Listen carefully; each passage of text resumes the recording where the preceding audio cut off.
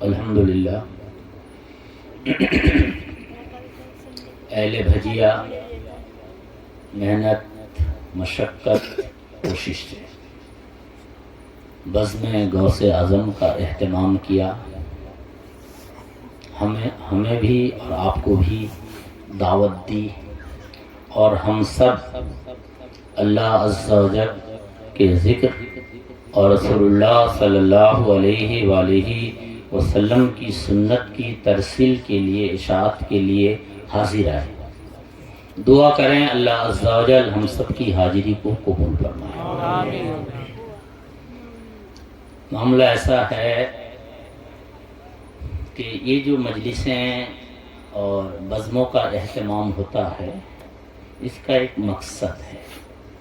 مقصد یہ ہے کہ ہم اپنے دین کو پہچانیں، مذہب کو سمجھیں اور اچھی زندگی گزارنے کی کوشش کریں. اگر یہ مقصد ہے تو اس میں اگر آپ حاضر ہوتے ہو تو ثواب ملے گا، اس پہ اگر آپ خرچ کرتے ہیں تو ثواب ملے گا، اس کا اگر آپ اہتمام کرتے ہیں تو ثواب ملے گا، اور اگر ایسا نہیں ہے تو اس پہ جو خرچ کرتے ہو وہ وبال جان ہے، اس کے لیے جو آپ آتے ہو وہ گناہ ہے، اور اس کے لیے جو آپ کوشش کرتے ہو وہ بھی رائے گاں ہے، بیکار ہے. اسلام میں جو اصل چیز ہے وہ نیت ہے. نیت اچھی ہے تو سب اچھا ہے، نیت اچھی نہیں تو کچھ اچھا نہیں. آپ عمل کتنا خوبصورت کیجئے لیکن نیت اچھی نہیں ہے تو اس عمل کا کوئی اعتبار نہیں ہے. اور عمل بہت اچھا نہیں ہے لیکن نیت اچھی ہے تو اس کا بہت کمال ہے. مثال کے طور پر ایک عالم ہے، عالم کی فضیلت کا یہ عالم ہے کہ ایک شہید سے بھی زیادہ فضیلت ہے. شہید کا مرتبہ جانتے ہیں نا، قرآن پاک میں ہے جو اللہ کے راہ میں مارا گیا انہیں مردہ نہ کہو وہ زندہ ہیں، ان کی زندگی کا تمہیں خبر نہیں. یہ شہید کا مقام ہے، لیکن اس شہید کے مقام سے بڑا مقام عالم کا ہے.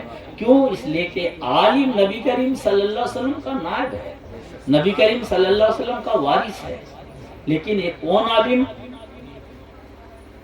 جس کو ہم عالم ربانی کہتے ہیں، جس کی بات ہمارے دلوں سے ٹچ ہوتی ہے. وہ جب بات کرتا ہے تو اپنے گھر کی نہیں کرتا، وہ اللہ عز و جل کی بات کرتا ہے یا رسول اللہ صلی اللہ علیہ وسلم کی بات کرتا ہے.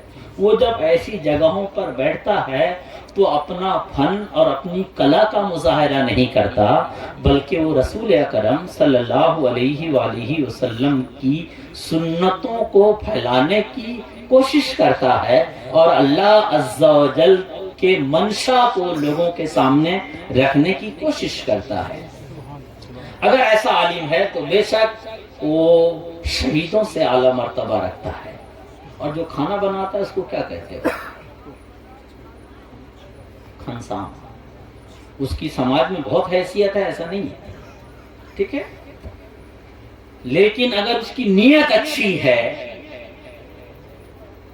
کہ وہ کھانا بنا کر اللہ والوں کو کھلائے گا تاکہ اس کی طبیعت خوش ہو جائے، تو یہ اس عالم سے بہتر ہے جو عالم اللہ کے لیے نہیں لوگوں کے لیے کام کرتا ہے.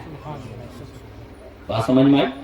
اس لیے نیت اگر اچھی ہے تو آپ کا یہ عمل اچھا ہے، نیت اچھی نہیں تو عمل اچھا نہیں. اگر یہ بات آپ سمجھ گئے تو یہاں پہ بیٹھ کر ہمیں کوئی بھی اللہ کی کتاب سے سنائے گا، ہم اس کے لیے اپنی آنکھیں بچھا دیں گے.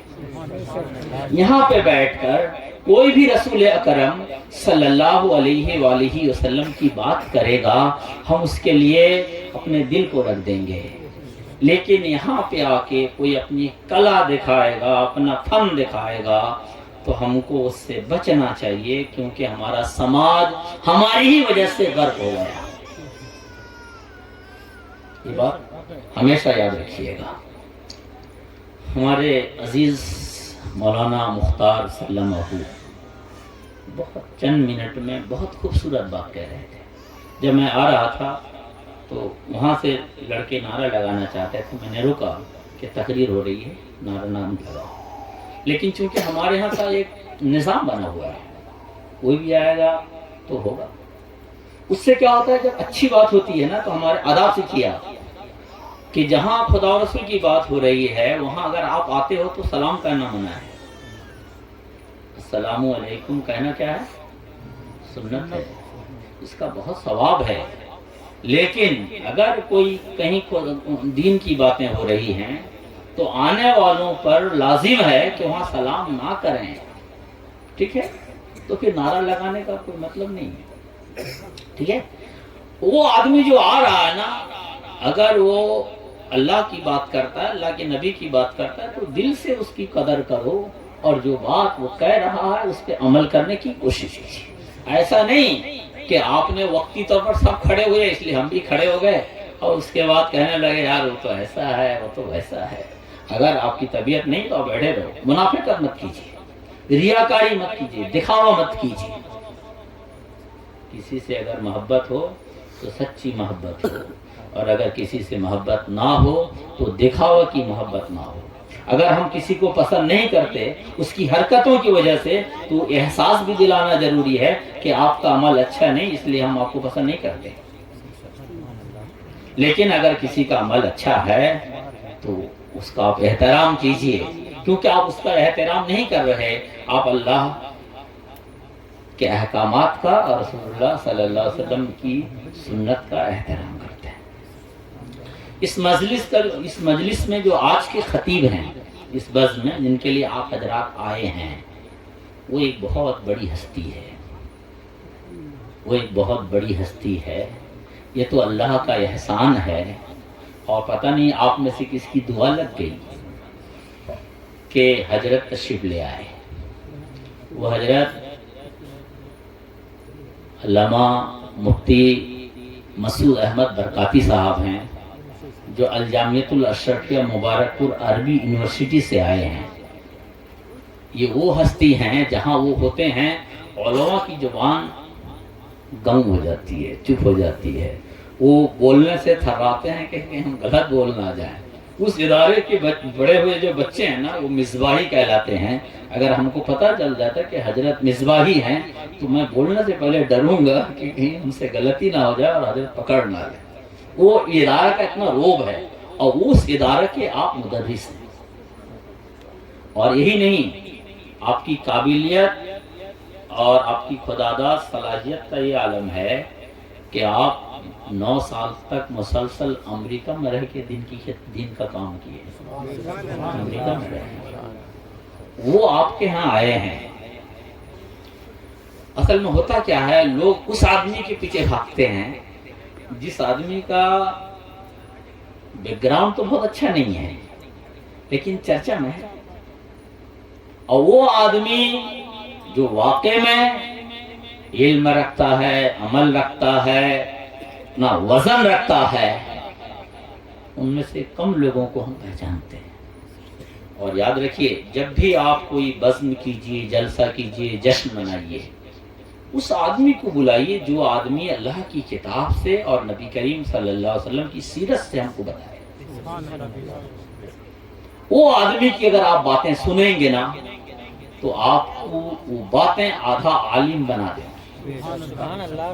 ٹھیک ہے، اب میری گفتگو چند منٹ کے لیے سماپت کریں. میں گفتگو جو ہے نا وہ زیادہ تر لکھ کے کرتا ہوں، کیونکہ جب آپ کوئی بات لکھ لیتے ہیں تو کم وقتوں میں بہت زیادہ بات بتا سکتے ہیں. اور میں نے بہت تیاری کی ہے، بڑی محنت کی ہے، ہفتوں کوشش کی ہے. ٹھیک ہے، اور کوشش کرنی چاہیے. اور یہ جو میں نے کوشش کرنا سیکھا ہے یہ انہی حضرت سے جو آپ ابھی آنے والے ہیں. یہ ابھی 2006 یا 7 میں کٹنی میں ہمارے ہی مدرسہ برکات غوث میں تشریف لائے تھے. انہوں نے کہا تھا کہ جب بھی میں گفتگو کرتا ہوں لکھ کے کرتا ہوں. انہوں نے کہا وہ بات میں نے نوٹ کر لی، تب سے میں نے گفتگو کرنی شروع کی تو نوٹ کی ہے. اور یقین جانیے آج کل ہمارے یہاں جو گفتگو ہوتی ہے اس میں بہت سی غیر ضروری باتیں ہوتی ہیں. اس کی وجہ یہ ہے کہ ہم مطالعہ نہیں کرتے، پڑھ کے نہیں آتے. بات سمجھ میں آ گئی؟ آج ہمیں حافظ صلاح الدین صاحب کو پر آ جائیے، درود پاک پڑھیے صلی اللہ علی النبی الامی وآلہ صلی اللہ علیہ وآلہ وسلم. صلاۃ و سلام علیک یا رسول اللہ وعلی آلک و اصحابک یا حبیب اللہ. آج جو گفتگو کا عنوان ہے میرا وہ ہے اللہ کی محبت. کیا ہے؟ اللہ کی محبت.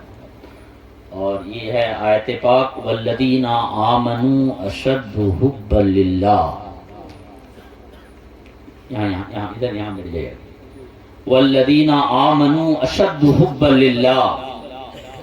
وہ لوگ جو ایمان لائے وہ اللہ سے بہت زیادہ محبت کرتے ہیں.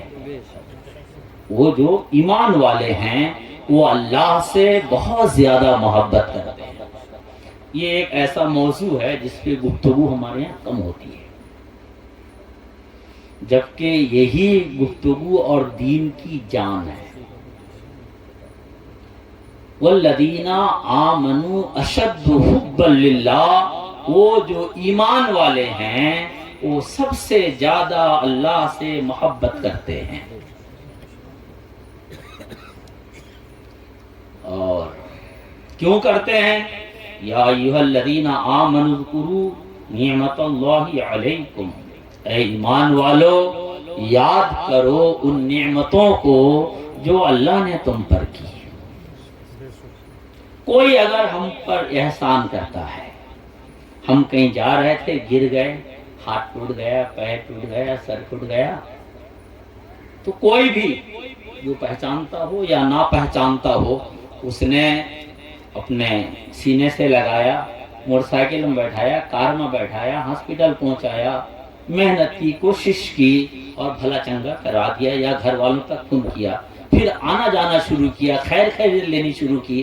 آپ بتائیے اس سے آپ محبت کرو گے نفرت کرو گے؟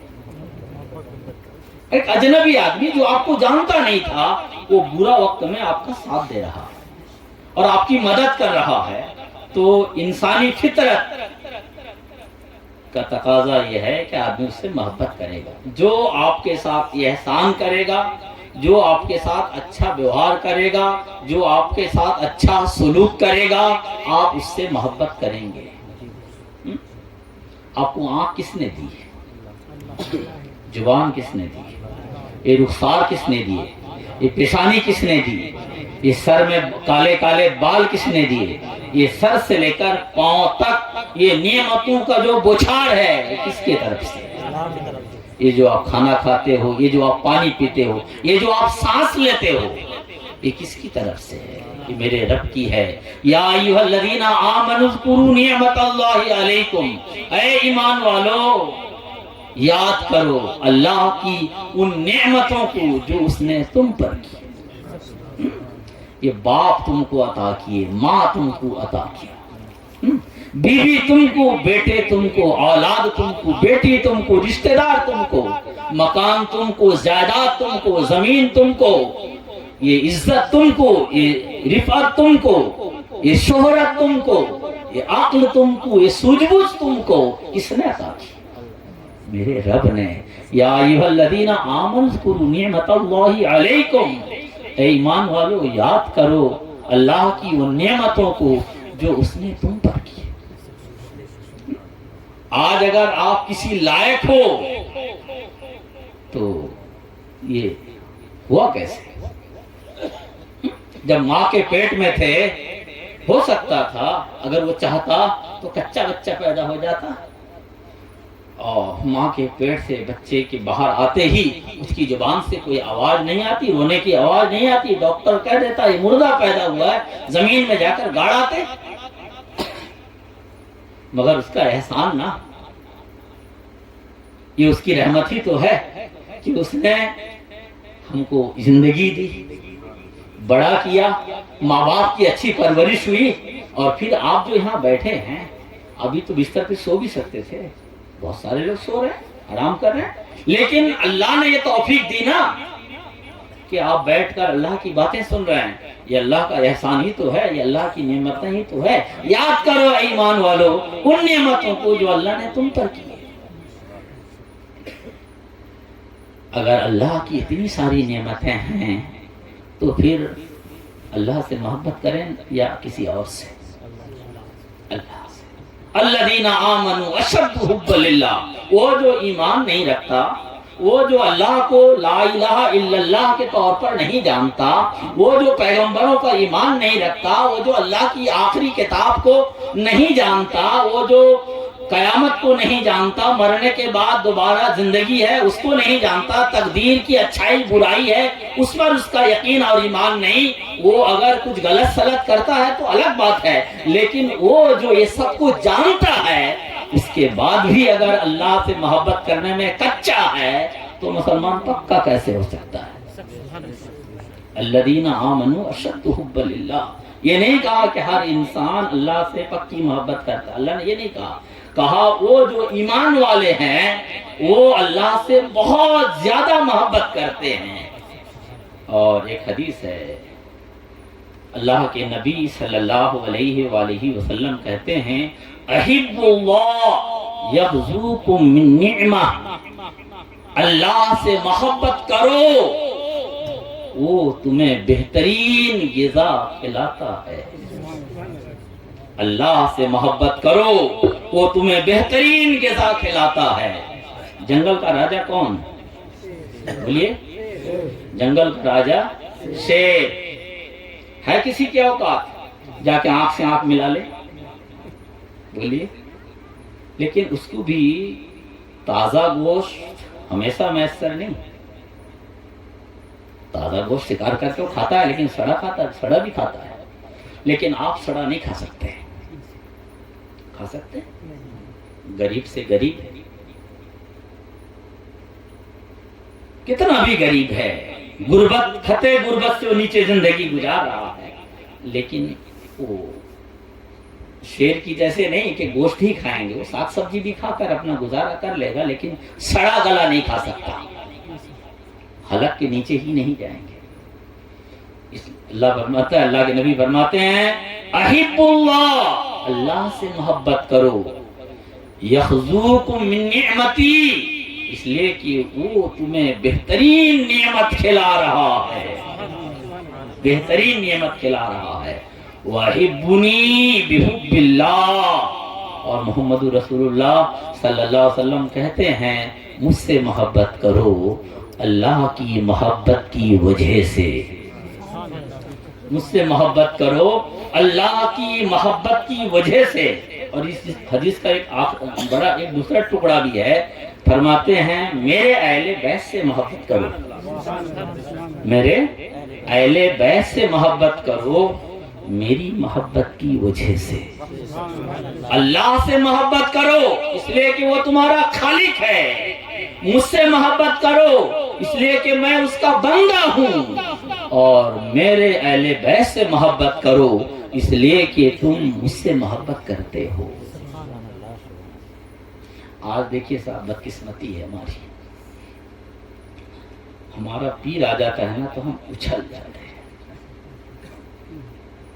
کوئی اگر اللہ عز و جل کی، ہم دیکھیے صاحب ہم اپنے سماج کا رونا رو رہے ہیں، ہر ایک آدمی اپنے دل میں ہاتھ رکھ کر میری بات کو غور سے سوچے، ہم اگر حمد باری پڑھتے ہیں، اللہ عز و جل کی حمد کرتے ہیں، اس کی ثنا کرتے ہیں، اس کی توصیف بیان کرتے ہیں، تو ہم میں وہ جوش، وہ خروش، وہ ولولہ، وہ ابال دیکھنے کو نہیں ملتا۔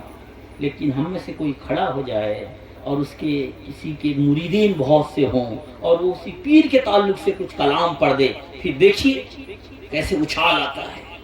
تو میاں محبت کس سے زیادہ ہے، اللہ سے یا اپنے پیر سے؟ پھر پوچھو تمہارا ایمان کا کیا ہوگا؟ الذین آمنوا اشد حبا للہ، وہ جو مسلمان ہے وہ اپنے رب سے سب سے زیادہ محبت کرتا ہے، کیا ہوگا؟ حدیث میں ہے، حدیث سنیے، ایک بڑی حدیث ہے، اس حدیث کا ایک ٹکڑا میں نے یہاں نقل کیا ہے۔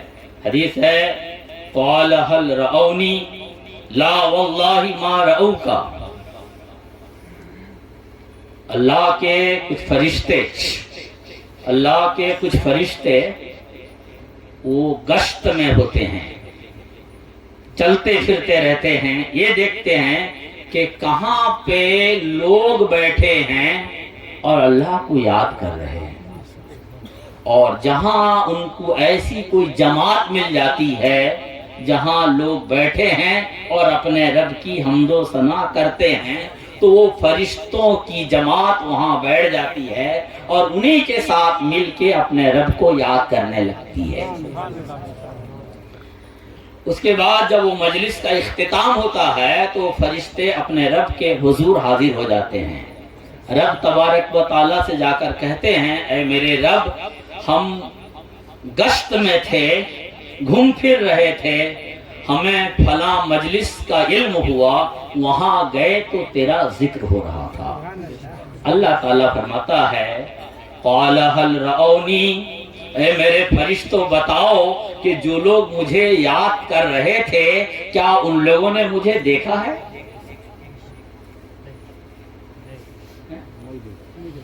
جو لوگ مجھے یاد کر رہے تھے کیا ان لوگوں نے مجھے دیکھا ہے؟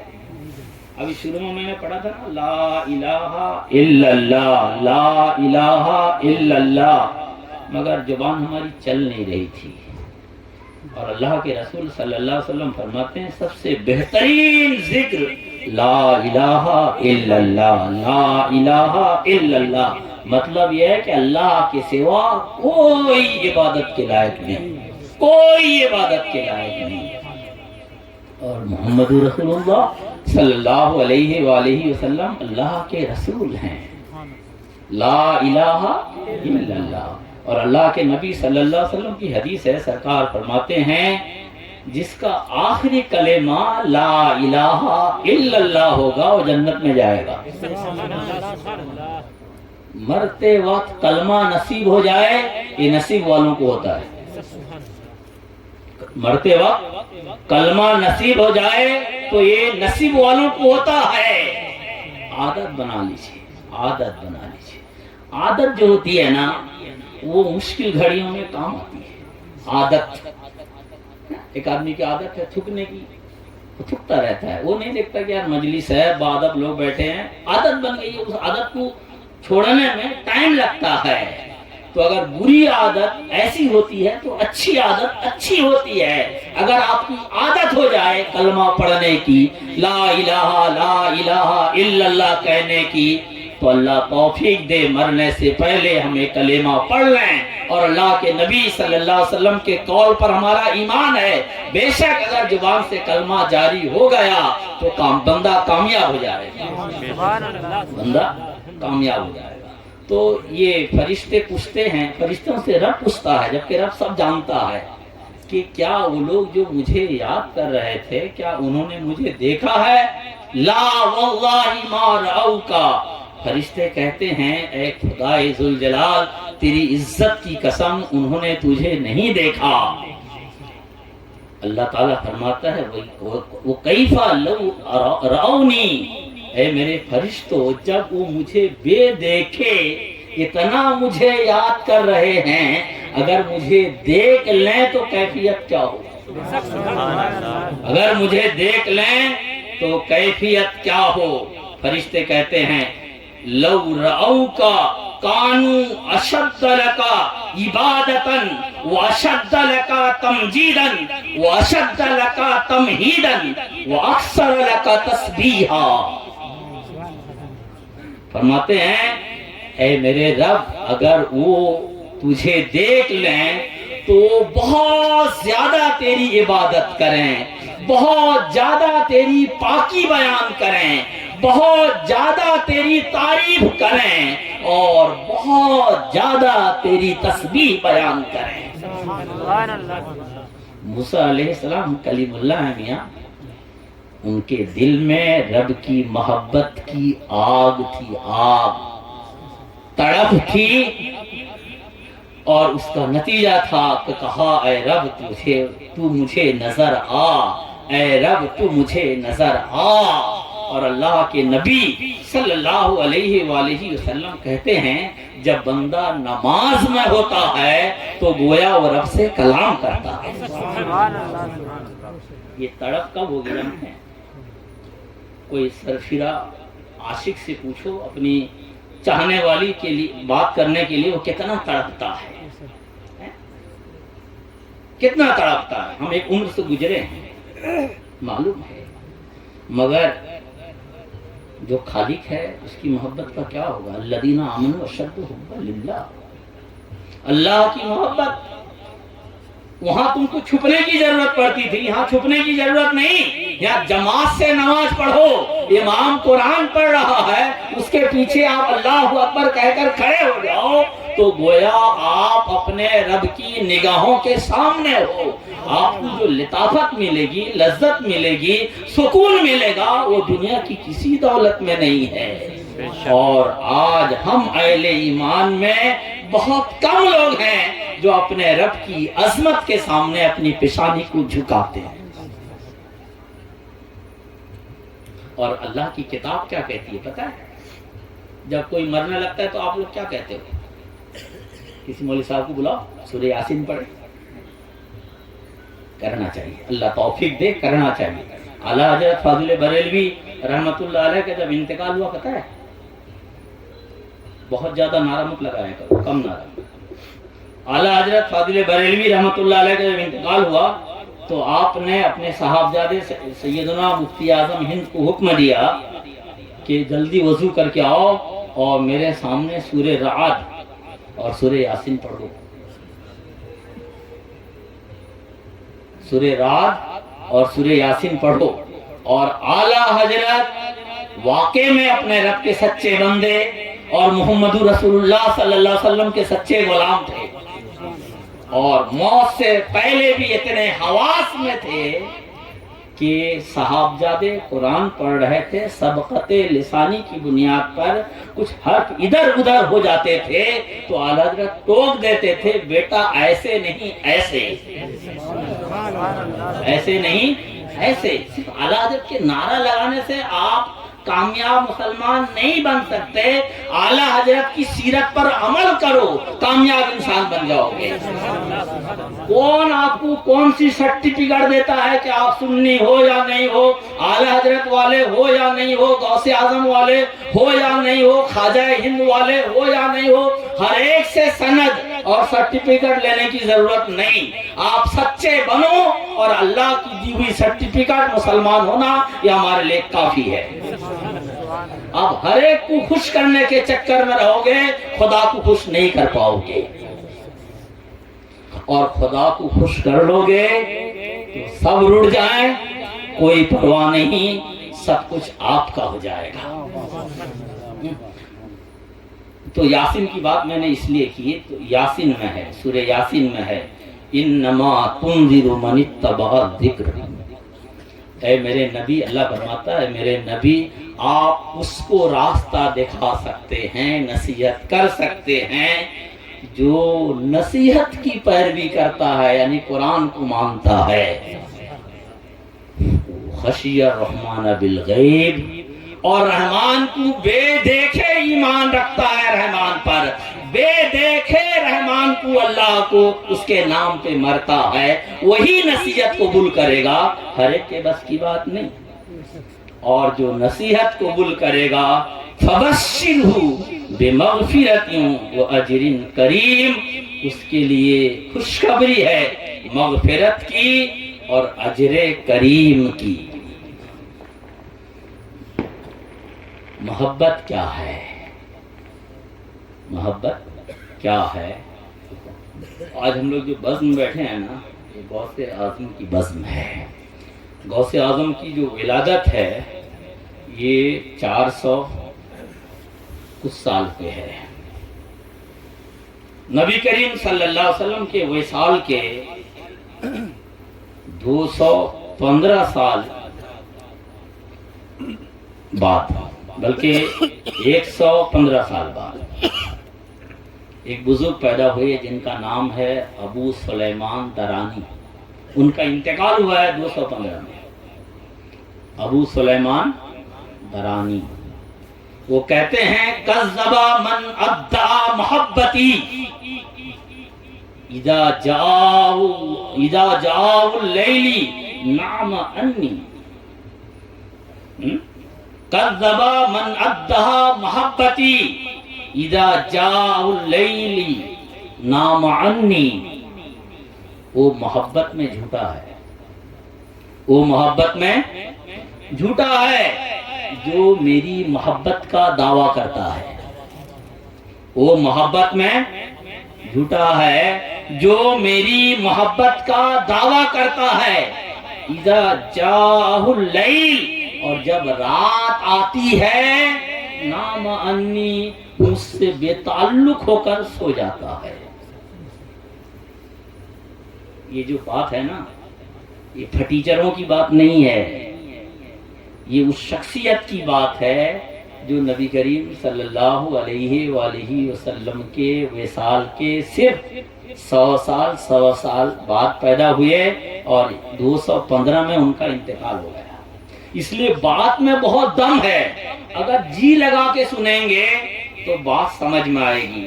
فرماتے ہیں کذب من ادعا محبتی، وہ سب جھوٹا ہے جو میری محبت کا دعویٰ کرتا ہے. کون؟ وہ جو رات آتی ہے نام انی، اور مجھ سے بے تعلق ہو کر سو جاتا ہے. خلیل اللہ محبت کرتے تھے، اس لیے بیٹے کو جبا کیا، جبی اللہ کا لقب ملا.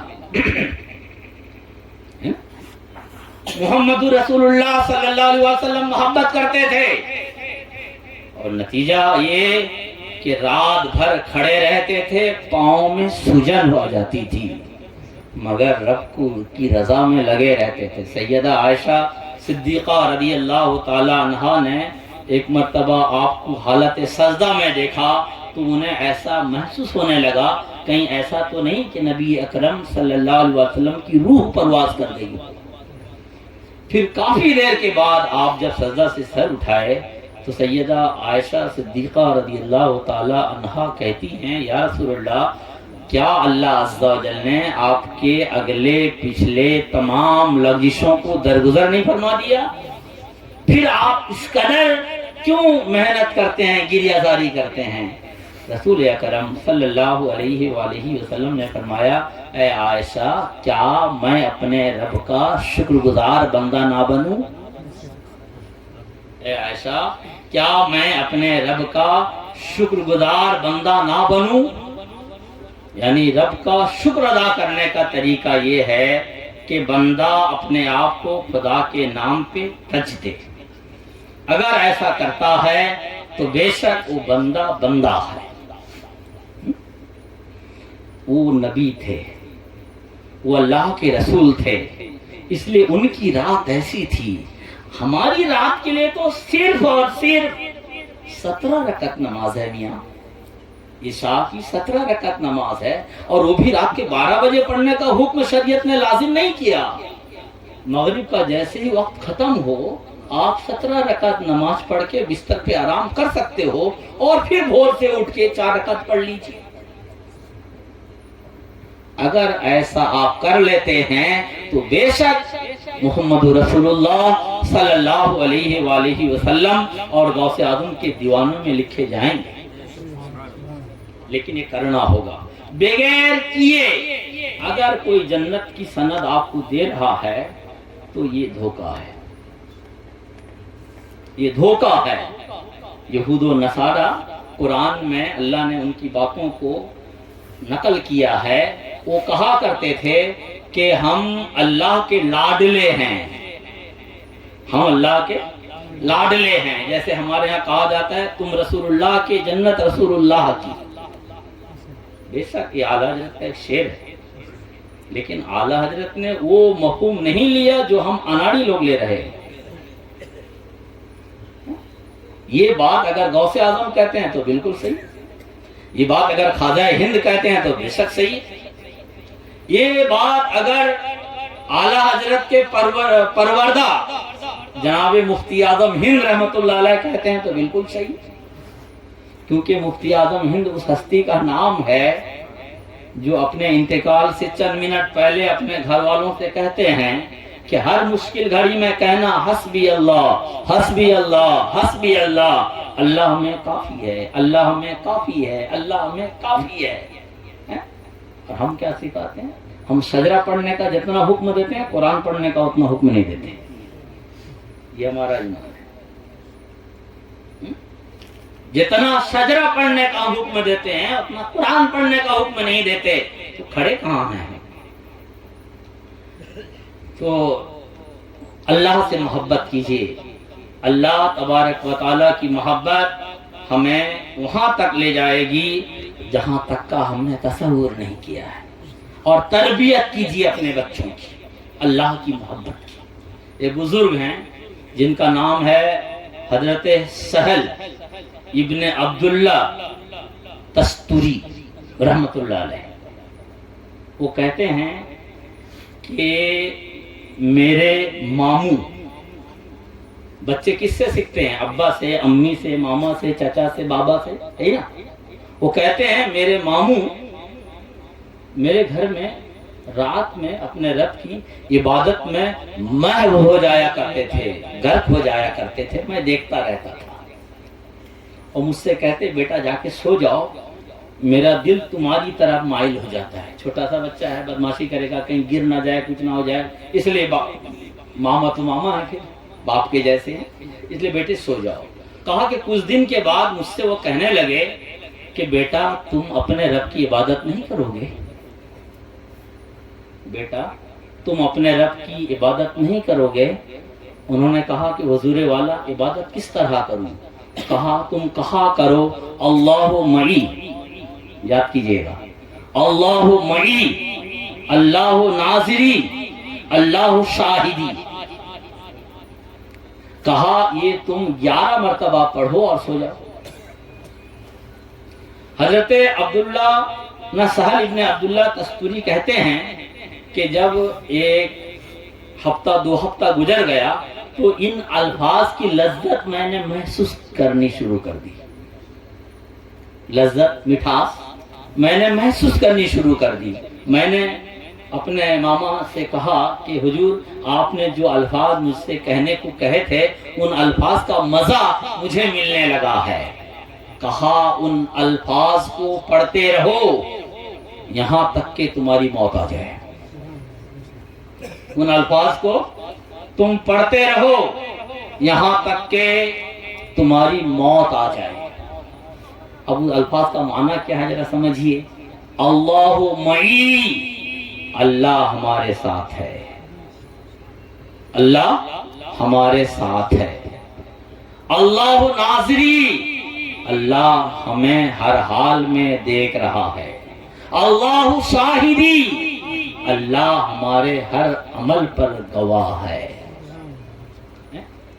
ایک بزرگ نے کہا کہ تم جو چاہو گناہ کرو، کوئی برائی نہیں، جو چاہو جو من میں آئے گناہ کرو، لیکن گناہ وہاں کرو جہاں تمہیں تمہارا رب دیکھ نہ سکے۔ جو من میں آئے سو گناہ کرو، لیکن گناہ وہاں کرو جہاں تمہیں تمہارا رب دیکھ نہ سکے۔ اگر آپ مومن ہو تو آپ جانتے ہو کہ وہ کوئی جگہ ایسی نہیں ہے جہاں رب کی نظر نہ ہو۔ تو جب رب کی نظر ہر جگہ پر ہے تو پھر گناہ کرنے کا سوال ہی نہیں ہوتا۔ ہم جو بزرگوں کو مانتے ہیں نا، اللہ والوں کو جو مانتے ہیں نا، ماننے کا راز یہی ہے کہ ان کی صحبت میں بیٹھو، ان کی سنگت میں بیٹھو تو دل کی دنیا بدل جاتی ہے کہ وہ ایک بات کہہ دیتے ہیں اور وہ ایک بات اگر دل میں گھر کر جاتی ہے تو وہ اگر جانور بھی ہوتا ہے تو انسان بن جاتا ہے۔ اس کے بعد کہتے ہیں کیا وہ شخص، انہوں نے ہفتہ 10 دن گزر گئے، انہوں نے نصیحت کر دی کہ آپ مرتے دم تک ان کلمات کو پڑھتے رہنا۔ اس کے بعد فرماتے ہیں کیا وہ شخص اس خدا کی نافرمانی کرتا ہے جو ہر وقت اس کے ساتھ ہو، اس کا گواہ ہو، پھر وہ گناہ کیسے کرے؟ یعنی ان کو نصیحت کر دی آپ نے، بیٹا زندگی بھر یہ یاد رکھنا اگر وہ تم کو دیکھ رہا ہے، وہ تمہارے ساتھ ہے اور وہ تمہارے اعمال پر گواہ ہے، تو پھر اس کی نافرمانی کیسے کرو؟ اور اسی نصیحت کا اثر تھا کہ آج دنیا ان کو عبداللہ، نہ سہل ابن عبداللہ تستوری کے نام سے جانتی ہے، جو غوث اعظم رضی اللہ تعالی عنہ کے استاذوں کے استاذوں کے استاذوں میں ہیں۔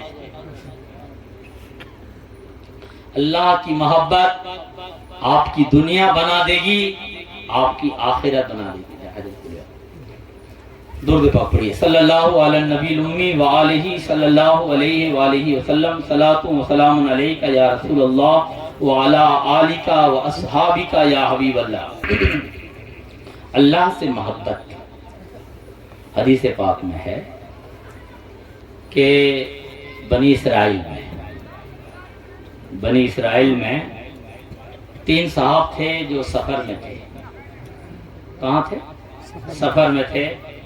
اچانک راستے میں بارش ہونے لگی تو ایک پہاڑ نظر آیا، اس کے اندر ایک غار تھا، اس غار کے اندر وہ تینوں چلے گئے۔ خدا کی قدرت، ایک بڑا سا پتھر لڑکا اور وہ غار کے منہ میں آ کے گرا، غار بند ہو گیا۔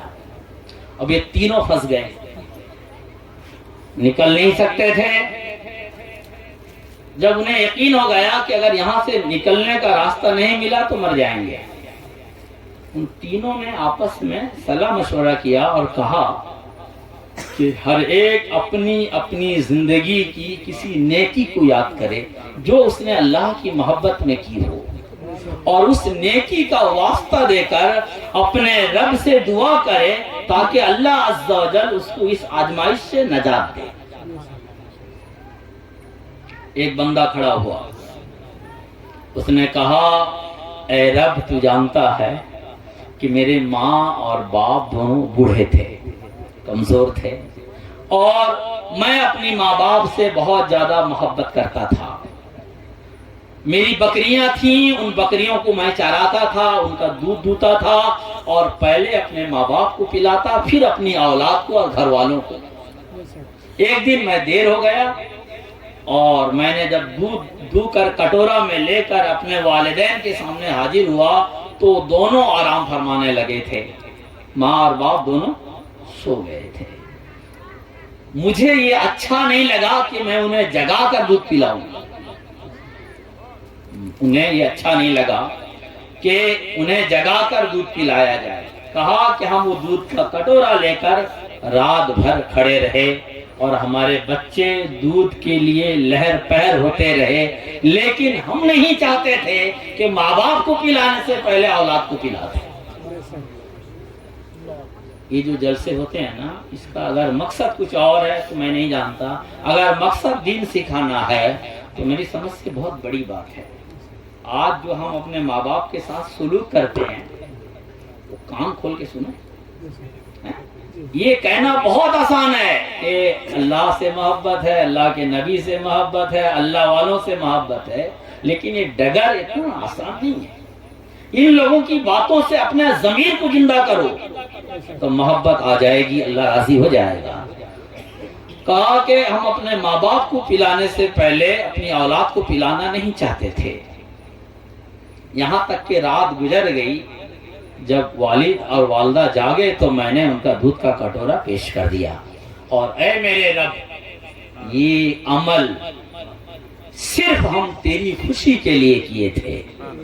اے اللہ، تو جانتا ہے دل کے بھید کو، اگر یہ عمل ہم نے صرف تیری رضا اور خوشی کے لیے کیا تھا تو اس عمل کے صدقے اس پتھر کو اتنا ہٹا دے کہ ہمارے لیے راستہ کا سبب بن جائے۔ اللہ کے نبی صلی اللہ علیہ وآلہ وسلم فرماتے ہیں اس کا اتنی دعا کرنا تھا کہ اللہ عز و جل نے اس پتھر کو اتنا دور کر دیا کہ اس کے لیے ہلکا سا راستہ بن گیا، لیکن اتنا نہیں کہ وہ نکل جائے، لیکن راستہ بن گیا۔ آپ کہتے ہو کہ صاحب ہمیں دعا آپ کر دیجئے، آپ کر دیجئے، بے شک بزرگوں سے دعا کرائیے، لیکن اجمیر شریف جب آپ جاتے ہو خواجہ ہند رحمت اللہ علیہ کے دربار پہ وہاں جانا آنا، خرچ، چادر، شیرنی، سلاد، اس میں جو آپ پیسہ خرچ کرتے ہو، کیا اپنے ماں باپ کو بھی خوش کرتے ہو؟ اگر کرتے ہو پھر تو یہ آپ کا عمل ٹھیک ہے، لیکن اگر ماں باپ کو آپ خوش نہیں کرتے اور اس کے بعد آپ چلے جا رہے ہو، تو ہم نہیں جانتے کہ آپ کو کون سا وہاں سے محبت کا صلہ ملنے والا ہے. ٹھیک. پھر وہ دوسرا بندہ کھڑا ہوا، اس نے کہا میں اپنی چچا کی بیٹی سے بہت زیادہ اس کی طرف میں راغب ہو گیا، بہت زیادہ میرے دل میں اس کے لیے جگہ بن گئی، اور میں بارہا کوشش کرتا تھا کہ میرا مطلب پورا ہو جائے، میں جو چاہتا ہوں وہ ہو جائے. میں نے جتنی کوشش کرنی تھی سب کر ڈالی، لیکن وہ اللہ کی بندی راضی نہیں ہوئی. ایک مرتبہ مجھے موقع ملا اور میں نے ایک بڑی رقم اس کی پیشکش کر دی، یہ لے لو، اور جو میں چاہتا ہوں وہ کرنے کے لیے تیار ہو جاؤ. وہ تیار ہو گئی. جب وہ تیار ہو گئی تو میں اس کے قریب گیا. پھر مجھے میرے رب نے میرے دل میں اپنا خوف اور اپنی محبت اڑھیل دی. میں نے کہا کہ یہ میری چچا کی بیٹی بہن ہے، اس نے اپنے آپ کو گناہ سے کتنا بچایا اور میں نے گناہ میں کتنی دلیری دکھائی. پھر میں اپنے آپ کو اس سے الگ کر لیا، جبکہ کوئی الگ کرنے والا نہیں تھا. میں اس کے قریب نہیں گیا، چھوا نہیں. اور یہ کام اے رب میں نے صرف تجھے خوش کرنے کے لیے اور تجھ کو راضی کرنے کے لیے کیا تھا. اگر آپ مرد ہو تو اس چیز کو سمجھتے ہو کہ اگر بندہ کے سامنے کبھی ایسا مرحلہ آتا ہے تو اس ہجان بھری کیفیت سے کیسے بچتا ہے. اگر بچ جاتا ہے تو بے شک یہ یوسف علیہ السلام کی سنت ہے، اور وہی بچتا ہے جس کو رب بچاتا ہے. یا رہے گہرے کا بس کا نہیں ہے. اس نے کہا اے رب میں نے صرف تجھے خوش کرنے کے لیے میں اس گناہ سے بچا تھا، تو جانتا ہے سب کچھ. اگر میں سچا ہوں تو اس پتھر کو اس غار کے منہ سے ہٹا دے تاکہ ہمارے یہاں سے نکلنے کا راستہ بن جائے. تو اللہ کے نبی صلی اللہ علیہ وآلہ وسلم فرماتے ہیں کہ اتنا پتھر اور لڑک گیا کہ سورج کی روشنی آنے لگی، لیکن اتنا نہیں کہ آدمی نکل سکے. یہ کوئی واقعہ کی کتاب میں نہیں ہے، بخاری شریف کی حدیث ہے. یہ واقعہ کی کتاب میں نہیں. اگر واقعہ کی کتاب میں ہوتا نا تو میں اس طرح کا واقعہ بیان ہی نہیں کرتا. یہ حدیث بخاری کی ہے. پھر ایک تیسرا بندہ اٹھا، اس نے کہا اللہ تو خوب جانتا ہے میں کسان آدمی ہوں، کسانی کرتا تھا تو اپنے کام کے لیے مزدوروں کو اجرت پر لیتا تھا. ایک دن میں اپنے کھیت میں کئی مزدوروں کو کام پہ لگایا. جب شام ہوئی تو جو اجرت ہماری طے کی گئی تھی وہ اجرت ہم نے سب کو دی اور سبوں نے اجرت لی، اپنے گھر کی طرف چل دیے. ایک مزدور ایسا تھا جس نے اجرت نہیں لی اور وہ میری نگاہوں سے غائب ہو گیا. اس کی جو اجرت تھی بہت معمولی قسم کی تھی. اس نے کہا کہ اس اجرت سے میں نے کاروبار شروع کر دی اور اسی پیسہ کو وہ بڑھاتا گیا. اس سے میں نے اس کے جانور خریدے، گائے خریدے، بیل خریدے، بھینس خریدے، غلام خریدے اور اس کا بہت سارا مال اکٹھا ہو گیا. ایک لمبی مدت کے بعد وہ بندہ آیا اور کہا اے اللہ کے بندے اللہ سے ڈرو اور مجھ کو میری مزدوری واپس کر دو. اس نے کہا بابا میں نے تو آپ کو بھگایا نہیں تھا، منع نہیں کیا تھا، جھڑکا نہیں تھا، آپ خود ہی الگ ہو گئے تھے. لہذا اب آپ آئے ہو تو یہ آپ اپنی مزدوری لے لو. یہ مال، یہ زر، یہ غلام، یہ جانور سب آپ کا ہے. اس نے کہا کہ صاحب یہ کیسا مذاق ہے، میری مزدوری معمولی ہے مگر یہ سارے جائیداد، مال، روپے، پیسے، جانور، غلام سب آپ دے رہے ہو. اس نے کہا اللہ کی قسم یہ سب تمہارا ہے، تم جو اپنی مزدوری نہیں لیے تھے اس پیسے کو میں نے کاروبار میں لگا دیا، اور اس کاروبار کا جو منافع ہوا اس کو بھی لگایا، پھر اس کا منافع ہوا اس کو بھی لگایا، یہاں تک کہ یہ سارا مال تمہارا جمع ہو گیا ہے، یہ سارا مال تم لے کر جاؤ۔ اس کے بعد وہ بندہ کہتا ہے کہ اے خدا، یہ عمل، یہ کام، اگر یہ عمل صرف اور صرف ہم نے تیری رضا اور خوشی کے لیے کیا ہے، اے اللہ تو جانتا ہے اگر ہم نے یہ کام تیری رضا اور تیری خوشی کے لیے کیا ہے تو اس مصیبت سے ہمیں نجات دے، اور اس غار کے منہ میں جو بڑا سا پتھر لڑکا ہوا ہے اس کو ہٹا دے تاکہ ہم یہاں سے نکل جائیں۔ تو اللہ عز و جل نے اس کی دعا قبول کی، اور وہ تینوں اس غار کے بھنور سے نکل گئے، اور اللہ نے ان کو نجات دے دی ان کے نیک اعمال کے صدقے، نیک اعمال کے صدقے جو اللہ کی محبت نے کی تھی۔ نماز پڑھیے، اپنے رب سے دعا کیجیے، روزہ رکھیے، اپنے رب سے دعا کیجیے۔ ایک صحابی ہیں، یہ آخری حدیث ہے میری، اس کے بعد حضرت آ رہے ہیں، اور یہ حدیث بہت غور سے سنیے گا، کیونکہ آج جو ہمارے اندر بڑے بڑے پاپ ہیں نا، ان میں ایک بڑا پاپ وہ بھی ہے جو یہ حدیث آپ کو بتائے گی۔ آج ہمارا حال یہ ہے کہ ہم کسی کو برداشت کرنا پسند نہیں کرتے، باپ کو، بھائی کو، خاندان کو، رشتہ دار کو، کسی کو اللہ اگر عزت دیتا ہے تو ہمیں تکلیف ہوتی ہے، کہیں بیٹھتے ہیں تو ہماری چگلی شروع ہو جاتی ہے، اس کی میں ہمارا پورا ٹائم خراب ہوتا ہے۔ حضرت انس رضی اللہ تعالیٰ عنہ کہتے ہیں کہ ہم لوگ نبی کریم صلی اللہ علیہ وآلہ وسلم کے ساتھ بیٹھے ہوئے تھے، ہم لوگ نبی کریم صلی اللہ علیہ وآلہ وسلم کے ساتھ بیٹھے ہوئے تھے، اتنے میں ایک شخص آیا جو معمولی قسم کا تھا، معمولی قسم کا کپڑا پہنا ہوا تھا، اور داڑھی سے، چہرے سے وضو کا پانی ٹپک رہا تھا۔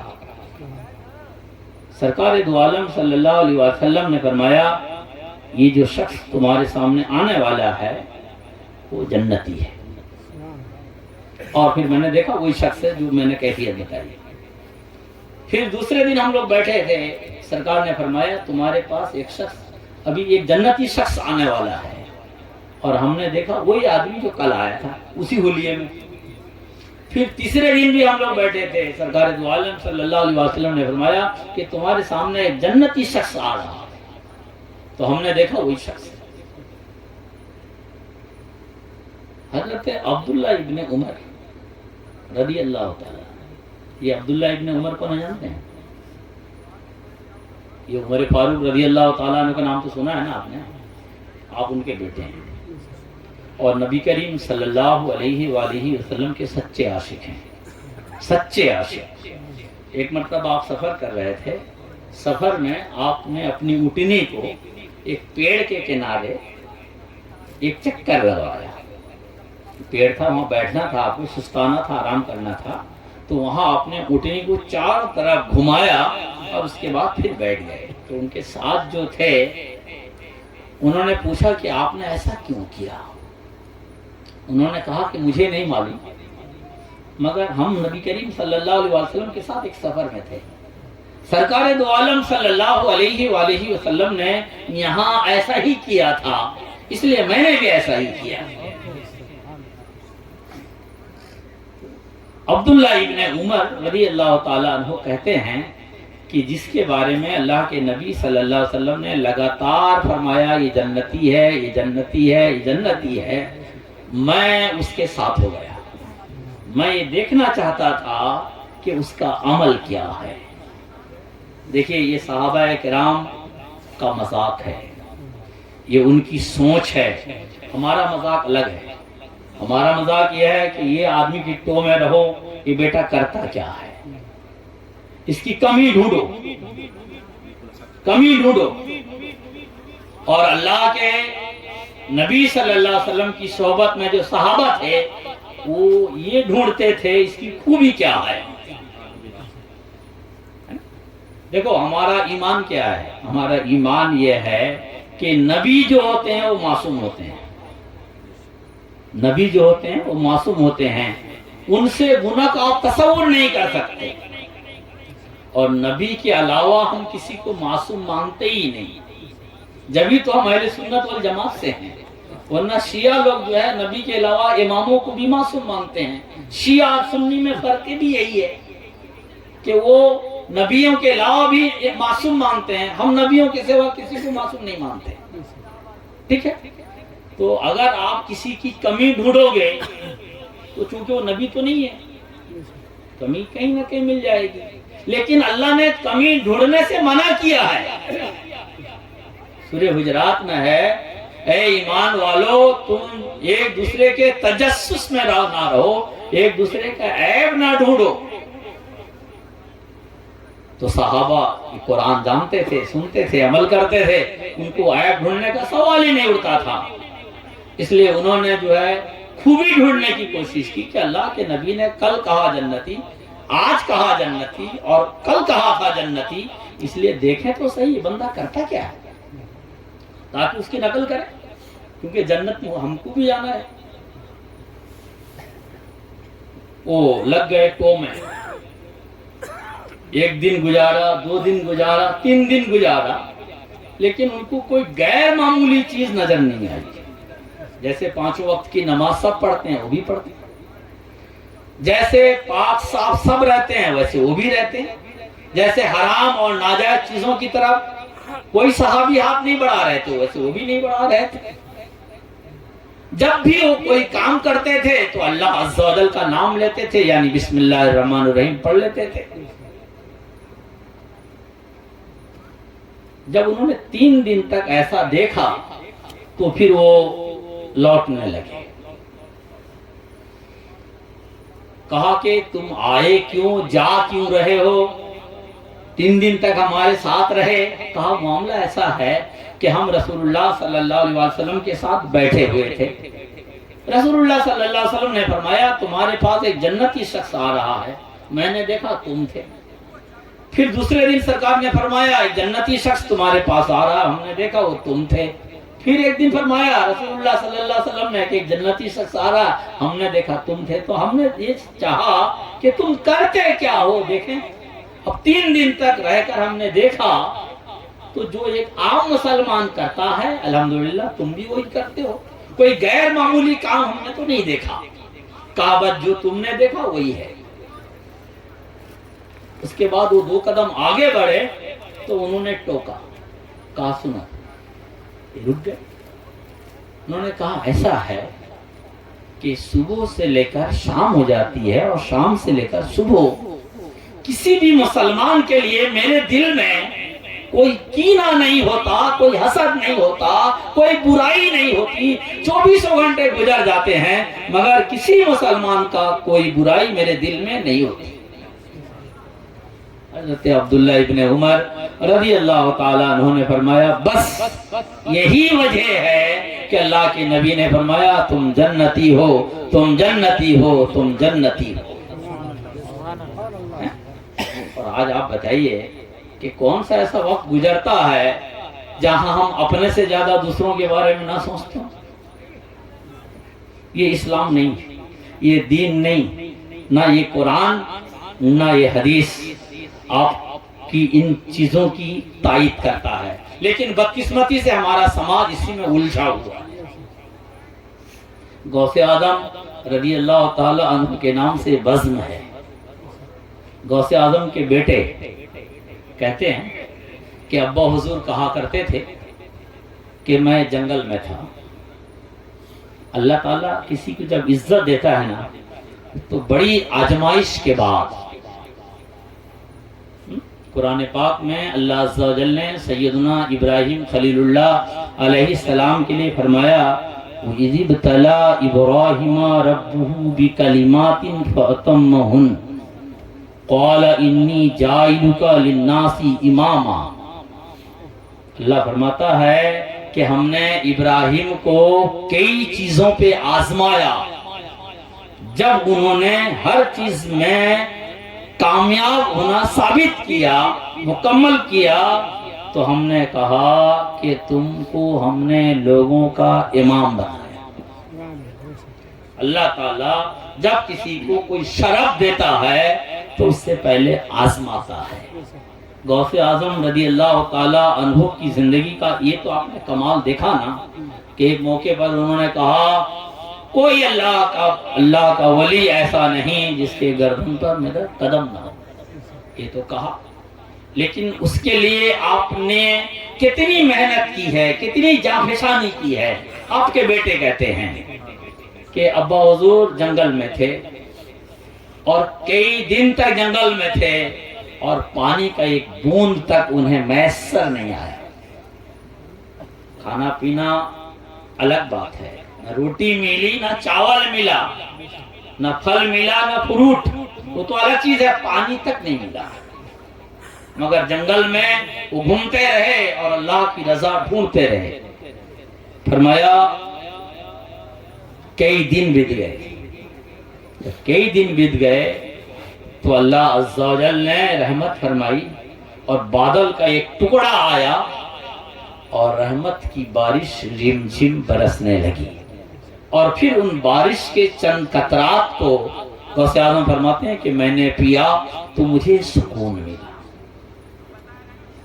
اس کے بعد فرماتے ہیں کہ بس اسی وقت ایک آسمان کے اوپر ایک تخت کا سا احساس ہونے لگا، ایک تخت ظاہر ہوا اور اس سے ایک عظیم سی شخصیت نمودار ہوئی اور آواز آنے لگی، اے عبد القادر تم نے وہ کام کیے جو بہتوں نے نہیں کیے، سو آج سے ہم نے تمہارے لیے ہر چیز کو حلال کر دی، ہر چیز کو حلال کر دی۔ غوث اعظم رضی اللہ تعالی عنہ نے کہا لا حول ولا قوت الا باللہ، اعوذ باللہ من الشیطان الرجیم۔ فرمایا اے شیطان تو مجھے دھوکہ دے رہا، اے شیطان تو مجھے دھوکہ دے رہا ہے، میں اللہ عز و جل کی عزت کی پناہ میں آتا ہوں تیری شرارت سے۔ جب اللہ کے نبی پر ہر چیز حلال نہیں تو اللہ کے نبی کے غلام پر ہر چیز حلال کیسے ہو جائے گی؟ اللہ کے نبی پر ہر چیز حلال نہیں تو اللہ کے نبی کے غلام پر کیسے ہر چیز حلال ہو جائے گی؟ اس لیے تو شیطان ہے، اے اللہ اس شیطان کے شر سے ہمیں بچا۔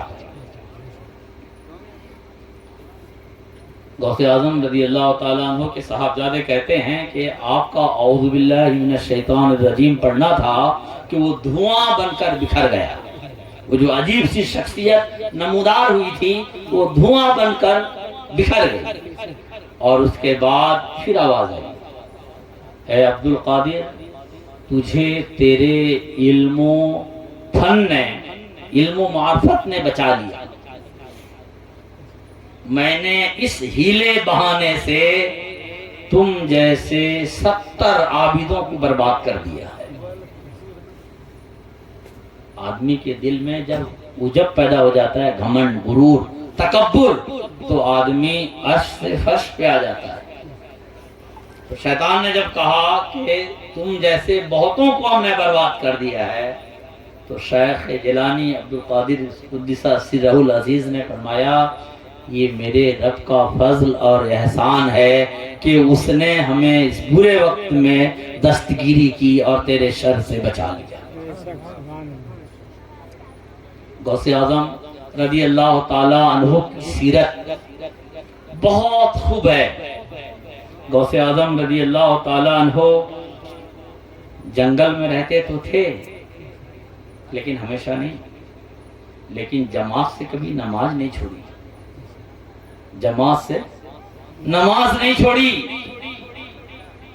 اور جنگل میں ہوتے، دور دراز میں ہوتے، تب بھی وہ دوڑ کے مسجد آ جاتے تھے اور مسجد میں پابندی کے ساتھ جماعت کے ساتھ نماز پڑھتے تھے۔ غوث اعظم رضی اللہ تعالیٰ عنہ کی والدہ کا وہ قصہ معلوم ہے؟ آج کل ہمارے یہاں مدرسے ہوتے ہیں، مدرسے میں بچے پڑھنے کے لیے جاتے تو ہیں مگر جتنی محنت، کوشش اور جستجو کے ساتھ پڑھنا ہوتا ہے وہ نہیں۔ کیونکہ ماں کی یاد، باپ کی یاد، بھائی کا پہنچ جانا، بوا کا بلا لینا، یہ سب چلتا رہتا ہے۔ مگر شیخ عبد القادر جیلانی قدس سرہ العزیز کو والدہ محترمہ نے جب بغداد بھیجا تھا تو انہوں نے کہا تھا، اے میرے بیٹے، یہ میری آخری ملاقات ہے، اور رب نے چاہا تو قیامت میں ملاقات ہوگی۔ وہ ماں پتھر دل تھی کیا؟ وہ ماں پتھر دل تھی کیا؟ نہیں، وہ ماں تو صالحہ تھی، وہ تو اللہ کی نیک بندی تھی، لیکن ان کو پتا تھا کہ اللہ عز و جل کا قرب اور محبت حاصل کرنے کے لیے قربانی دینی ہوگی۔